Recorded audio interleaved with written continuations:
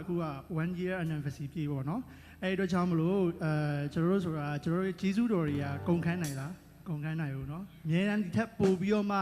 ကောင်းတဲ့ပိုပြီးမှကြီးတဲ့ဂျေဇုတော်တွေအများကြီးလာမှာပေါ့နော်အဲ့အတွက်ကြောင့်မလို့မကုန်ခန်းနိုင်တော့ကောင်းကြီးဂျေဇုတော်ဆိုတဲ့ချင်းလေးနဲ့